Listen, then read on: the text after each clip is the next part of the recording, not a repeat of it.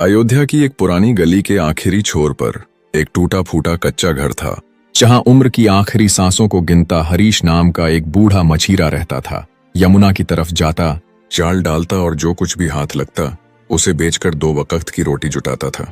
उस रोज भी कुछ ऐसा ही हुआ था। शाम के वक्त तक हार कर जब हरीश घर वापस लौटा तो दरवाजा खोलते ही उसका दिल जैसे एक पल को थम गया। उसके बिस्तर पर एक नाजुक मासूम सी लड़की लेटी थी, चांदनी जैसी रंगत, आंखों में गहराई और उम्र मुश्किल से 18 बरस। हरीश की आवाज गले से कमजोर होकर निकली, तुम कौन हो? मेरे घर में क्या कर रही हो? और ये मेरा बिस्तर, क्या तुम्हें कोई शर्म नहीं? लड़की सहम कर उठी। उसकी आंखों में एक अजीब सी मासूमियत और डर था। मुझे अभी कुछ नहीं कहना, उसने धीमी आवाज से कहा। पाकीज़ा पर सब कुछ जान जाओगे, बस मुझे अपने पास रहने दो। हरीश तड़प गया। क्या बकवास है ये? मैं तुझे नहीं जानता, ना कोई रिश्ता है मेरा तुझसे। तू एक जवान लड़की है और मैं 80 साल का एक बूढ़ा हूँ। ये नामुमकिन है, निकल जा मेरे घर से। लड़की के चेहरे पर आंसुओं के कतरे आए। वो फौरन उसके पांव में गिर पड़ी। मैं जो भी कहोगे करूंगी, बस मुझे यहाँ रहने दो, तुम्हारा हर काम करूंगी। हरीश का दिल पसीज गया, लेकिन वो अभी भी दुविधा में था। मैं एक गरीब मछीरा हूँ, मुश्किल से खुद का पेट भरता हूँ, तुझे क्या खिलाऊंगा? लड़की ने बड़ी ठहरी हुई नजर से उसकी तरफ देखा।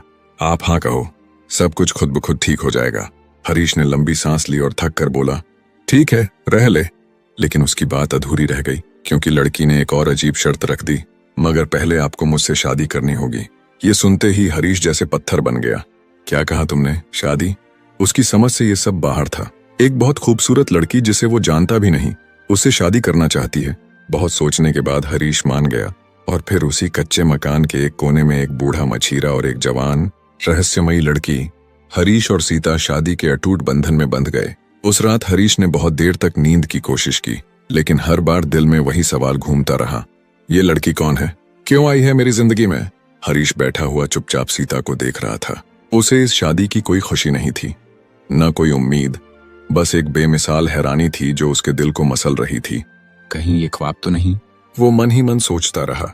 सुबह की पहली किरण भी पूरी तरह जमीन पर उतरी नहीं थी कि हरीश ने अपनी छोटी सी नाव तैयार की। दरवाजे के पास पहुंचा ही था कि, मछली पकड़ने जा रहे हो? हरीश मुड़ा और देखा, सीता वहां खड़ी थी, आंखों में वही रहस्य भरा रूप। हाँ, उसने रूखे लहजे में कहा, मगर पता नहीं किस्मत में क्या लिखा है। सीता ने मुस्कुराते हुए सिर हिलाया और बस धीरे से कहा, खुदा पर भरोसा रखो, सब ठीक होगा। हरीश ने उसकी बात का कोई जवाब नहीं दिया और यमुना की तरफ निकल गया। लेकिन उस दिन मछलियां क्या पकड़ता, उसकी सोच में सिर्फ एक ही नाम था, सीता। उसकी उम्र 80 की थी, जिस्म थका हुआ और दिल उलझा हुआ। वो हर बार जब यमुना में जाल डालता, एक ही सवाल उसके जहन में घूमता, वो लड़की कौन है? उसने मुझसे शादी क्यों की? और क्या वाकई उसका इरादा नेक है? कई घंटों तक जाल फेंकने के बावजूद उसके हाथ कुछ नहीं आया। सोच धुंधलाने लगी थी और यमुना की लहरें जैसे उसकी थकान से हमदर्दी कर रही थीं। थका मांदा हरीश जब घर लौटा तो देखा, सीता दरवाजे पर खड़ी थी, आंखों में उम्मीद। मछलियां लाए हो? वो पूछ बैठी। हरीश का चेहरा उतर गया। कुछ नहीं आया। सीता ने कोई शिकायत नहीं की, बस मुस्कुराई। कोई बात नहीं, भूख में भी साथ देंगे, यही तो शादी का मतलब है ना। उस रात दोनों ने कुछ नहीं खाया। चूल्हा ठंडा रहा, कमरे में सन्नाटा फैला रहा, लेकिन सीता वहां किसी रोशनी की तरह टिकी रही, जैसे सब कुछ जानते हुए भी चुप, हर दर्द को सह रही हो। अगली सुबह हरीश फिर निकला यमुना की तरफ, लेकिन दिल आब और भी भारी था। ये लड़की क्या वाकई सच्ची है, या ये कोई चाल है? शायद मैं किसी बड़े धोखे का शिकार हो चुका हूँ। उस दिन उसके जाल में आखिरकार एक मछली फंसी।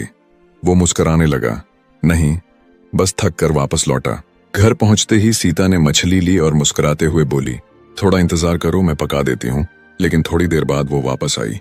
रसोई में कुछ भी नहीं है, नमक, तेल, मसाले, कुछ भी नहीं। हरीश ने थके हुए स्वर में कहा, मैंने कहा था मेरे पास कुछ नहीं है। जो मछली मिलती है उसे कोयलों पर भून कर खा लेता हूँ। सीता ने कोई शिकवा नहीं किया, न कोई ताना दिया। उसने फौरन मछली को कोयलों पर रख दिया। थोड़ी देर में दोनों ने आधी आधी मछली बांट कर खाई। हरीश ने खा तो लिया, मगर दिल का बोझ और भी बढ़ गया था। आखिर फिर वही सवाल पूछ लिया, सीता अब तो बता दो, तुम कौन हो? क्योंकि मुझसे शादी। सीता ने एक गहरी सांस ली। उसकी आंखों में नमी आ गई। थोड़ा और सब्र करो हरीश, बहुत जल्द सब समझ आ जाएगा, और तब तुम्हारा हर सवाल, हर दर्द, सब मिट जाएगा। उस रात हरीश को नींद नहीं आई, और अगली सुबह जब वो यमुना से वापस लौटा, उसकी जिंदगी जैसे ठहर गई। घर में सन्नाटा था। सीता कहीं नहीं थी। वो इधर उधर दौड़ा, आवाजें दी, सीता सीता। लेकिन कोई जवाब नहीं आया।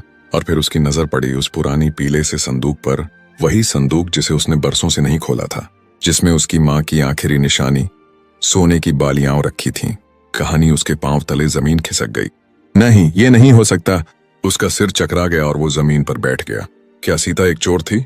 उसने मेरी माँ की आखिरी निशानी सब ले गई। इस सदमे में वो भागा भागा अपने पुराने दोस्त विक्रम के पास गया। विक्रम ने पूरी बात सुनकर कहा, अब सिर्फ एक ही रास्ता है, चलो रानी के पास, वो इंसाफ जरूर करेगी। और फिर हरीश में एक नई उम्मीद जागी। अयोध्या की पत्थरीली गलियों से होता हुआ हरीश उस ऊंचे टीले की तरफ बढ़ रहा था जहां अयोध्या की रानी का भव्य महल था। हवा में ठंडक थी और उसके कांपते हाथों में अब भी वो पुरानी संदूक चिपकी हुई थी। वही संदूक जिसमें कभी उसकी माँ की निशानी, सोने की बालियां रखी थीं। महल के दरवाजे पर दो लंबी तलवारों वाले सिपाही खड़े थे। हरीश उनके सामने जाकर रुका और धीमी थकी आवाज में बोला, मुझे रानी से मिलना है, बहुत जरूरी है। एक सिपाही ने उसे ऊपर से नीचे तक देखा और हंस पड़ा। रानी से? तुम जैसे फटेहाल बूढ़े को? लेकिन तभी दूसरा सिपाही बोला, रुको, रानी ने आज दरबार आम लोगों के लिए खोला है। कुछ सवाल जवाब के बाद हरीश को महल के अंदर भेजा गया। महल के अंदर का मंजर उसके लिए ख्वाब से कम न था। ऊंचे गुंबद, फर्श पर बिछे लाल कालीन, दीवारों पर चमकते आईने और हजारों दियों की रोशनी। बीच में कमल जैसा सुनहरी तख्त था जिस पर बैठी थी अयोध्या की रानी। चेहरा नकाब में ढका हुआ था, सिर्फ उसकी गहरी ठहरी हुई आंखें दिख रही थीं। दरबार का वजीर बुलंद आवाज में पुकारा, हरीश बिन रघुनाथ, अपनी बात रखो रानी के सामने। हरीश धीरे धीरे आगे बढ़ा। आवाज भारी थी पर टूटी नहीं। रानी साहिबा, मैं एक बूढ़ा मछीरा हूँ। 2 दिन पहले मेरे घर एक लड़की आई, खूबसूरत, पर उसने मुझसे शादी करने की जिद की। मैंने लाख मना किया पर वो न मानी। शादी हुई और फिर 2 दिन बाद वो मेरी माँ की आखिरी निशानी, सोने की बालियां लेकर गायब हो गई। सारा दरबार साकित रहा। रानी ने कुछ पल चुप सोचा, फिर पूछा, अब तुम क्या चाहते हो बूढ़े मछीरे? इंसाफ, मेरी माँ की अद्दी वापस चाहिए। मैं किसी और चीज से उसे नहीं बदल सकता। रानी की आवाज में नरमी थी पर चेहरा अभी नकाब में छुपा था। अगर मैं तुम्हें उस जेवर की जगह 2 गुना सोना दूं तो क्या तुम मान जाओगे? हरीश ने जवाब देने में पल भर भी नहीं लिया। नहीं, मैं सिर्फ वही निशानी चाहता हूँ। मेरी माँ की आखिरी पहचान थी वो। रानी कुछ पल खामोश रही, फिर बोली, तुम्हारी बात को संजीदगी से लिया जाएगा। दरबार आज से मुलतवी होता है, तुम बाहर इंतजार करो। हरीश कुछ कहना चाहता था लेकिन पहरेदारों ने उसे इशारे से बाहर भेज दिया। महल के एक बाहरी हिस्से में एक छोटा कमरा उसे दिया गया। रानी किसी आम आदमी को महल में रात ठहरने नहीं देती। उस रात हरीश की नींद नहीं आई। सुबह होते ही दरबार फिर सजा। हरीश को दोबारा बुलाया गया। इस बार दरबार की फजा पहले से अलग थी। कम लोग थे। रानी अपने तख्त पर बैठी थी, मगर आज उसके चेहरे पर नकाब के साथ एक गहरा राज भी था।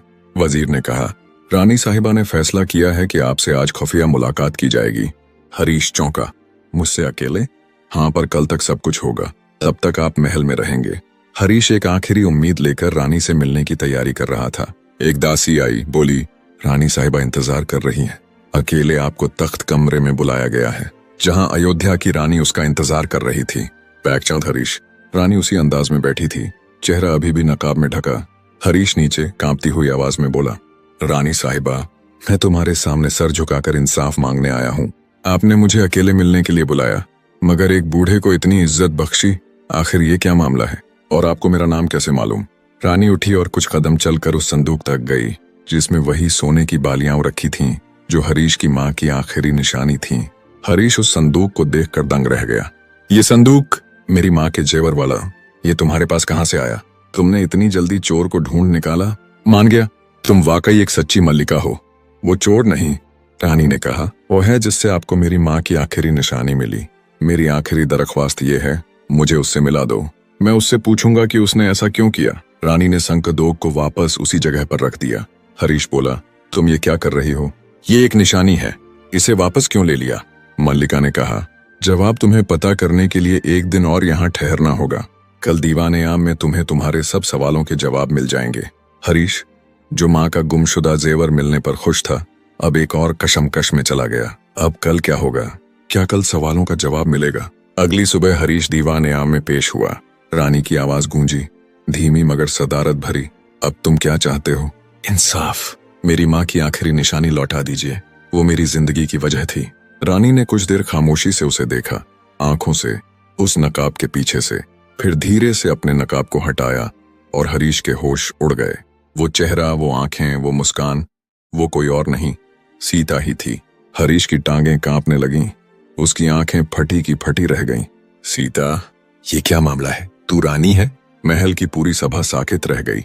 रानी यानी सीता अपनी अर्जी गद्दी से उठी और धीरे धीरे हरीश के पास आई। हाँ, मैं ही सीता हूँ हरीश। अभी ये रानी थी, मगर तूने मुझसे शादी क्यों की? मेरे साथ ये सब क्यों किया? सीता की आंखें नम हो गईं। वो बात जो अब तक छुपाई थी, अब कहने का वक्त आ गया था। कौन थी सीता? वाकई क्यों उसने हरीश से शादी की? क्या राज था उसकी जिंदगी का? और कैसे बंधा हुआ था उसका ताल्लुक? आज से 20 साल पहले सीता ने कहना शुरू किया। एक छोटी बच्ची को यमुना के किनारे अकेला छोड़ दिया गया था। एक बूढ़े मछीरे ने उसे देखा, उसकी जान बचाई और फिर उसे एक यतीम खाने भेजवा दिया। उस वक्त शायद तुम्हें याद न हो, मगर वो छोटी बच्ची मैं ही थी और वो बूढ़ा मछीरा तुम थे। हरीश, अगर उस दिन तुम मुझे वहां से न उठाते, तुम्हारी जिंदगी बचती। यतीम खाने में मुझे पाला गया, पढ़ाया गया और धीरे धीरे मेरी किस्मत पलटती गई कि एक रईस बुजुर्ग ने मुझे गोद लिया और जब उनकी मौत हुई तो उन्होंने मुझे अपनी सारी जायदाद सौंप दी। मगर इस सारी दौलत में एक कमी रह गई थी, एहसान का कर्ज। एक गहरी सांस ली। तुम्हारा एहसान हरीश। तुमने उस वक्त मुझे बचाया जब मैं इस दुनिया पर सिर्फ एक बोझ थी। मैं चाहती तो तुम्हें कुछ सोना दे देती, कुछ जमीन, मगर वो सब नाकाफी था। हरीश की आंखों से आंसू बहने लगे। लेकिन तुमने मुझसे शादी क्यों की? क्योंकि अगर मैं सिर्फ एक लड़की बनकर आती तो तुम मुझे अपने घर न रखते। तुम्हारे सिवा बहमन को ठेस लगती। अगर शादी के बाद एक पत्नी के रूप में मैं तुम्हारे घर में रह सकती थी, तुम्हारी सेवा कर सकती थी। मैं जानती थी तुम्हारी हालत बहुत खराब है और मुझे हर हाल में वो कर्ज उतारना था। और तुम्हारी माँ की निशानी, मैंने उसे सिर्फ इसलिए लिया था ताकि तुम्हें यहाँ बुला सकूं। सीता की आवाज अब भर रही थी, क्योंकि मैं चाहती थी कि एक दिन तुम अपनी आंखों से देखो कि जिस बच्ची को तुमने बचाया था आज वो क्या बन गई है। और तुम्हारे एहसान का कर्ज मैंने कभी नहीं भुलाया।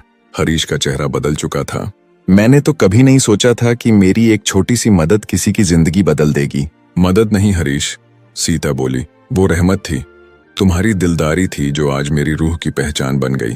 वो बच्ची जिसे तुमने कभी मरते हुए यमुना के किनारे पाया था, आज उसकी राक्षस बनकर सामने थी, मगर अब उसके माथे पर ताज था और आंखों में दुनिया को बदल देने की ताकत। सीता ने धीरे से हरीश का हाथ थामा। हरीश ने सर झुकाया। मगर अब तुम रानी हो और मैं सिर्फ एक गरीब मछीरा। सीता ने मुस्कुराकर कहा, तुमने मुझे नाम दिया, जिंदगी दी, और जो कोई जिंदगी देता है वो सिर्फ एक रिश्ता नहीं, पूरा जहान बन जाता है। मैं रानी हो सकती हूँ, लेकिन अब मैं सिर्फ आपकी हूँ। दरबार के लोग अब हरीश की तरफ देखने लगे। वहां एक बुढ़ा मछीरा था। मैं अब तुम्हें अकेले नहीं रहने दूंगी, सीता ने कहा। इस महल का एक हिस्सा तुम्हारा होगा, हर सुख तुम्हारा, हर शाम तुम्हारी कहानियां। अब मैं तुम्हारी देखभाल करूंगी। हरीश के चेहरे पर एक थकी हुई मुस्कान थी, वो मुस्कान जो बरसों की तकलीफों के बाद ही पैदा होती है। उसने जोर से सांस ली, जैसे सीने पर पड़ा बोझ आखिरकार उतर गया हो। सच हमेशा हर कहानी में एक नई रोशनी लाता है। सच छाया का सामना करने वाले ही असली आजाद होते हैं। अगली बार फिर मिलते हैं।